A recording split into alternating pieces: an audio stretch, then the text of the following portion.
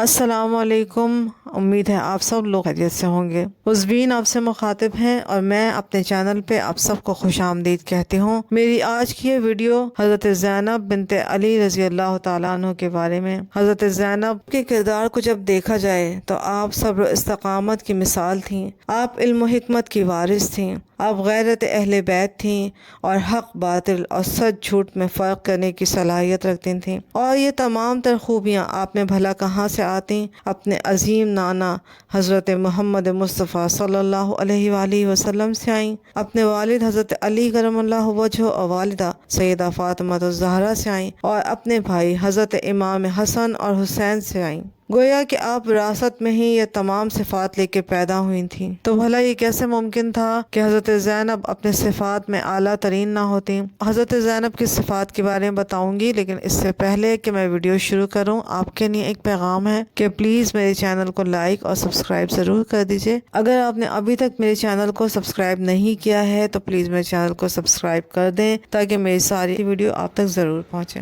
Video کو شروع کرتے ہیں اللہ تعالیٰ کے نام سے جو بڑا ہی مہربان اور نہایت ہی رحم کرنے والا ہے۔ حضرت زینب کا صبر و استقامت بے مثال تھا۔ آپ اپنے بچپن سے ہی اپنے پیاروں کو کھوتی آ رہی تھیں۔ سب سے پہلے اپنے پیارے نانا جان کو کھویا، اس کے تھوڑے ہی عرصے بعد اپنی والدہ کو بھی کھو دیا۔ جوانی میں اپنے والد سے جدائی کا غم سہنا پڑا، اور اس کے بعد اپنے بھائیوں کے ساتھ ان کا بھی غم دیکھنا پڑا اور اپنے بیٹوں کا بھی غم دیکھنا پڑا۔ اس کے بعد اپنے انہی پیاروں کے سروں کے ساتھ اور ان کے کٹے پھٹے جسموں کے ساتھ پہلے کوفے کا سفر کرنا پڑا اور اس کے بعد آپ کو دمشق کا سفر کرنا پڑا۔ یہ بات بھی یاد رکھیں کہ کوفے کے بازاروں میں اہل بیت کی عورتوں کو ننگے سر گھمایا گیا تاکہ لوگ آپ پہ طعنے تشنے کریں، اور آپ کو یہ غم بھی دیکھنا پڑا۔ اس کے بعد ایک ظالم بادشاہ کے دربار میں حاضری دینی پڑی، اور اس کے باوجود وہ عزم و ہمت کے ساتھ ایک ظالم جابر بادشاہ کے دربار میں کھڑی ہوئیں۔ صبر و استقامت کی اس سے بہترین مثال تاریخ میں ملنی مشکل ہے۔ آپ کے خطبہ شام کو بھلا کون بھول سکتا ہے جب آپ ایک جابر بادشاہ کے دربار میں کھڑی ہوئیں جو اپنے آپ کو خلیفۃ المسلمین کہتا تھا،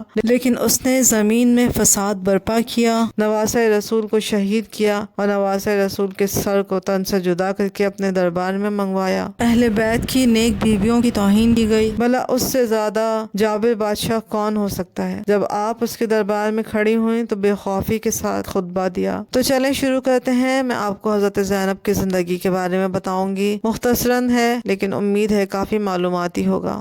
اب میں آپ لوگوں کو جن صحابیہ کے بارے میں بتانے جا رہی ہوں یہ وہ صحابیہ ہیں جو رسول اللہ کے جگر کا ٹکڑا ہیں۔ آپ کی ماں خاتون جنت ہیں اور رسول اللہ آپ سے بے انتہا محبت فرماتے تھے۔ جی ہاں، بہت سے لوگ تو سمجھ ہی گئے ہوں گے کہ یہ صحابیہ حضرت زینب بنت علی رضی اللہ تعالی عنہ ہیں۔ تاریخ میں ایک دفعہ پھر پلٹ کے پیچھے سفر کرتے ہیں اور کربلا کے میدان میں جاتے ہیں۔ معلوم نہیں یہ میدان کربلا ہے یا کربوبلا ہے۔ سانحہ کربلا حق و باطل کے درمیان وہ محیر العقول معرکہ ہے کہ جس میں نواسہ رسول فرزند مولا علی جگر گوشہ فاطمہ الزہرا نے اپنی شہادت کا نذرانہ پیش کر کے دنیا بھر کے انسانوں کو باطل قوت کے سامنے ڈٹ جانے کا سبق دیا۔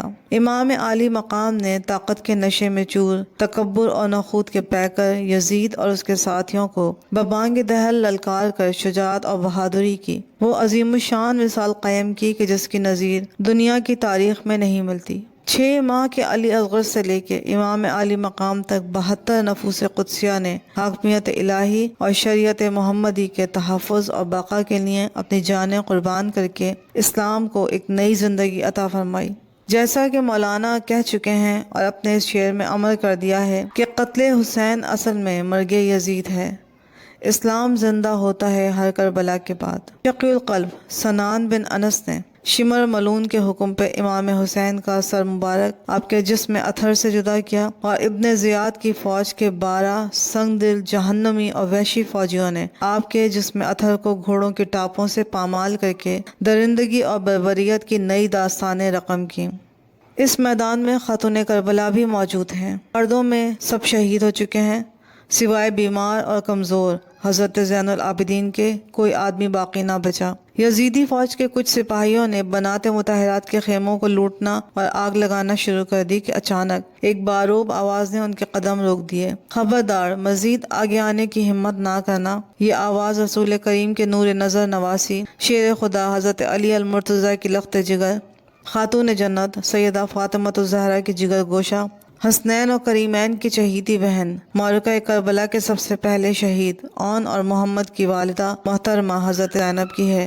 جلتے خیموں کے درمیان اس گونجدار للکار نے یزیدی ٹولے کو دہلا کے رکھ دیا۔ حضرت زینب کی پیدائش کے بارے میں کچھ جانتے ہیں۔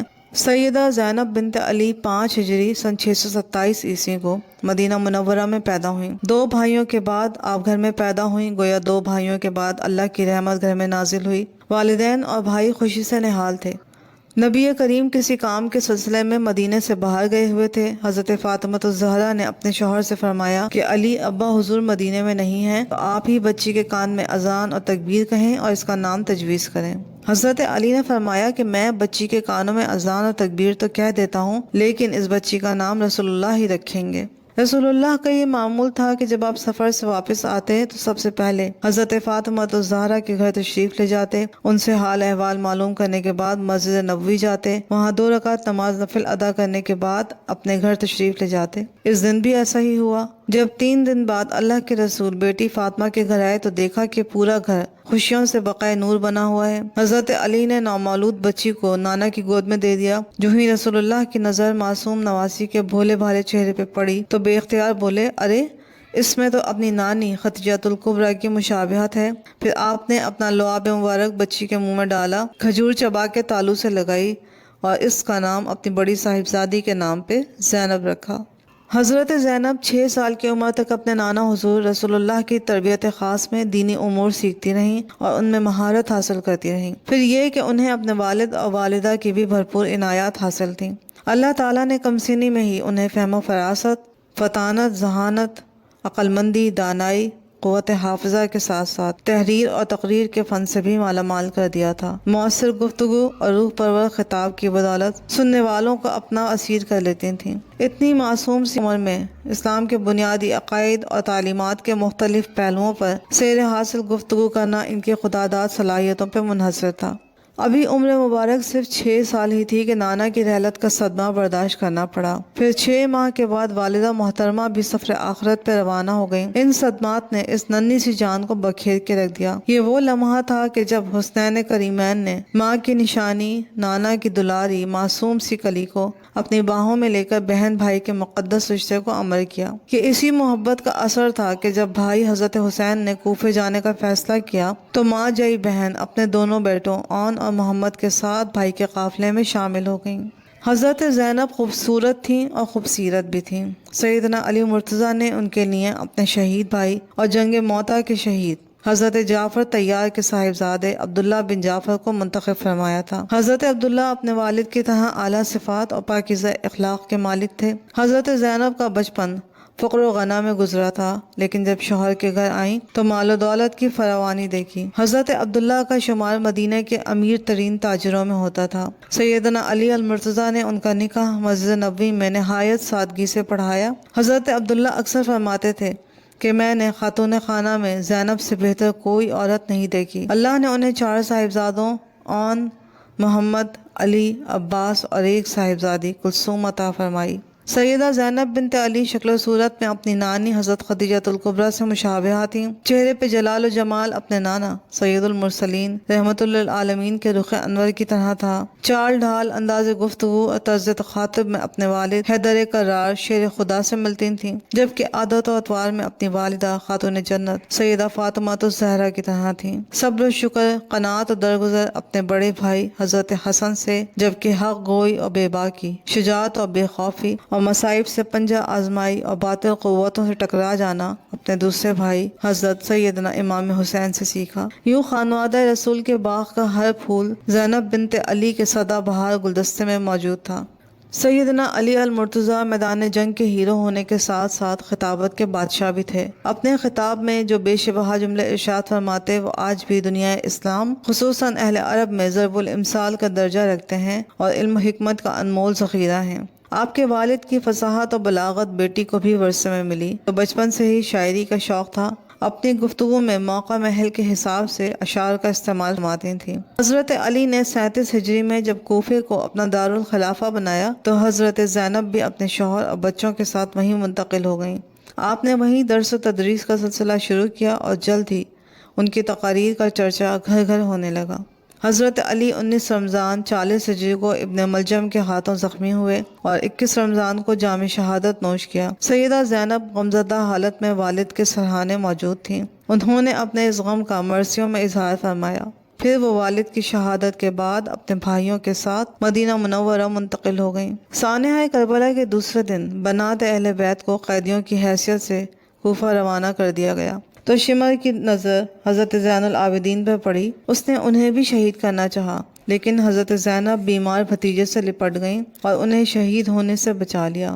نواسہ رسول کے سر مبارک کو ایک تشت پہ رکھ کر جب جابر و فاسق عبید اللہ بن زیاد کے سامنے پیش کیا گیا تو کوفے کے اس ظالم اور لالچی گورنر نے بے شرمی اور بےہودگی کا مظاہرہ کرتے ہوئے ان غمزدہ خواتین کو مزید ذہنی اذیت پہنچائی۔ پھر حکم دیا کہ دمشق لے جانے سے پہلے ان سب کو کوفے کے بازاروں میں گھماؤ۔ مورخین لکھتے ہیں کہ ہزاروں کی تعداد میں کوفی لوگ اپنے گھروں سے نکل آئے اور اس موقع پہ سیدہ زینب اپنے جذبات پہ قابو نہ رکھ سکیں اور انہوں نے بلند آواز میں کہا، اے عہد توڑنے والوں، دھوکے باز کوفیوں، تم نے میرے بھائی کو خطوط لکھ کر بلایا، ان کے نام پر بیعت کی، لیکن پھر تم اپنے گھروں میں چھپ کے بیٹھ گئے۔ تمہاری اس غداری پہ اللہ تمہیں کبھی معاف نہیں کرے گا۔ میدان کربلا میں ہونے والے قتل عام میں تم برابر کے شریک ہو۔ ان مقدس ہستیوں کو یزیدی فوج کے حصار میں قیدی کی حیثیت سے دمشق لے جایا گیا اور یزید کے دربار میں پیش کیا گیا۔ کچھ مورخین لکھتے ہیں کہ یزید نے امام حسین کے سر کو دیکھا تو اب دیدہ ہو گیا۔ اس نے اس اندوہناک شہادت اور عظیم سانحے کی تمام ذمہ داری گورنر کوفہ عبداللہ بن زیاد پر ڈال دی، لیکن یہ بات طے شدہ ہے کہ تاریخ یزید کو اس سانحہ عظیم سے کبھی بھی بری نہیں کرتی کہ حاکم وقت کی مرضی اور منشا کے بغیر اتنا بڑا سانحہ ہو جائے، یہ تو ممکن نہ تھا۔ حضرت زینب نے یزید کے دربار میں پیشی کے موقع پہ ایک خطاب کیا جو آپ کا تاریخی خطبہ ہے۔ آپ نے ارشاد فرمایا کہ سب تعریفیں اس اللہ کے لیے ہیں جو کائنات کا پروردگار ہے۔ اللہ کی رحمتیں نازل ہوں پیغمبر خدا پر اور ان کے پاکیزہ اہل بیت پر۔ اما بعد، بالآخر ان لوگوں کا انجام برا ہوا جنہوں نے اپنے دامن حیات کو برائیوں کی سیاہی سے داغدار کر کے اپنے اللہ کی آیات کی تکذیب کی اور آیات کا مذاق اڑایا۔ سورہ روم کی آیت نمبر 10 تلاوت فرمائی، پھر کہا، اے یزید، تو کیا سمجھتا ہے کہ تو نے ہم پہ زمین کے گوشے اور آسمان کے کنارے تنگ کر دیے اور رسول کی آل کو رسیوں اور زنجیروں میں جکڑ کر در بدر پھرانے سے تو اللہ کی بارگاہ میں سرفراز ہوا اور ہم رسوا ہو گئے؟ کیا تیرے خیال میں ہم مظلوم ہو کر ذلیل ہو گئے اور تو ظالم ہو کر بھی سر بلند ہو گیا؟ کیا تو سمجھتا ہے کہ ہم پہ ظلم کر کے اللہ کی بارگاہ میں تجھے شان و مقام حاصل ہوا؟ آج تو اپنی ظاہری فتح کی خوشی میں سرمست ہے، مسرت اور شادمانی سے سرشار ہو کر اپنے غالب ہونے پہ اترا رہا ہے اور خلافت کے ہمارے مسلمہ حق کو غصب کر کے خوشی اور سرور کا جشن منا رہا ہے۔ اپنی غلط سوچ پہ مغرور نہ ہو اور ہوش کے ناخن لے۔ کیا تو نے اللہ کا یہ فرمان بھلا دیا کہ حق کا انکار کرنے والے یہ نہ سمجھیں کہ ہم انہیں جو مہلت دیتے ہیں یہ ان کے حق میں بھلائی ہے؟ ہم تو انہیں مہلت اس لیے دیتے ہیں کہ وہ گناہ میں زیادتی کریں اور ان کے لیے خوار کرنے والا عذاب ہے۔ سورہ آل عمران کی آیت نمبر 178۔ اے طلقہ کے بیٹے، کیا یہ تیرا انصاف ہے کہ تو نے اپنی مستورات اور لونڈیوں کو چادر اور چاردیواری کا تحفظ فراہم کر کے پردے میں بٹھا رکھا ہے، جبکہ تو رسول اللہ کی صاحبزادیوں کو برہنہ سر در بدر پھرا رہا ہے؟ یہ تاریخ طبری میں درج ہے۔ پھر مزید بولیں، اے یزید، یاد رکھ کہ اللہ آل رسول کا تجھ سے انتقام لے کے ان کا مظلوموں کا حق انہیں دلائے گا اور انہیں امن و سکون کی نعمت سے مالا مال کرے گا۔ اللہ کا فرمان ہے کہ جو لوگ اللہ کی راہ میں مارے جائیں انہیں مردہ نہ سمجھو، بلکہ وہ زندہ ہیں اور اپنے رب کے ہاں رزق پاتے ہیں۔ سورہ آل عمران آیت نمبر 169۔ افسوس تو اس بات کا ہے کہ شیطان کے ہم نوا اور بدنام لوگوں نے رحمان کے سپاہیوں اور پاک باز لوگوں کو تحقیق کر دیا۔ اور ابھی تک اس شیطانی ٹولے کے ہاتھوں سے ہمارے پاک خون کے قطرے ٹپک رہے ہیں۔ تو نے جس گھنونے جرم کا ارتکاب کیا، اس کا بدنما داغ اپنے دامن سے کبھی نہ دھو پائے گا۔ اب تیری حکومت کی گنتی کے چند دن ہی باقی رہ گئے ہیں۔ تیرے تمام ساتھی تیرا ساتھ چھوڑ جائیں گے اور تیرے پاس اس دن حسرت اور پریشانی کے سوا کچھ بھی نہ بچے گا، جب منادی ہوگی کہ ظالم اور ستمگر لوگوں پہ اللہ کی لعنت ہو۔ یزید نے کچھ دن کے بعد ان خواتین کو ایک صحابی رسول حضرت نعمان بن بشیر کی نگرانی میں مدینہ منورہ روانہ کر دیا۔ مدینہ میں سانحہ کربلا اور اہل بیت کے قافلے کی آمد کی اطلاع موصول ہو چکی تھی، چنانچہ اہل مدینہ نے شہر سے باہر نکل کر قافلے کا استقبال کیا۔ نہایت پرسوز منظر تھا، ہر آنکھ اشک بار تھی۔ قافلے میں شامل خواتین غم سے نڈھال تھیں۔ دوسرے دن حضرت زینب نے روضہ رسول پہ حاضری دی اور درود سلام کے بعد سانحے کی تفصیلات سنائیں۔ جگر گوشہ خاتون جنت، لخت جگر مولا علی، نواسی رسول سیدہ زینب اپنی زندگی میں سب سے زیادہ مصائب کا شکار رہیں، اس لیے اہل سیر نے انہیں ام المصائب کا لقب دیا۔ ابھی 6 سال کی تھیں کہ نانا رحلت فرما گئے۔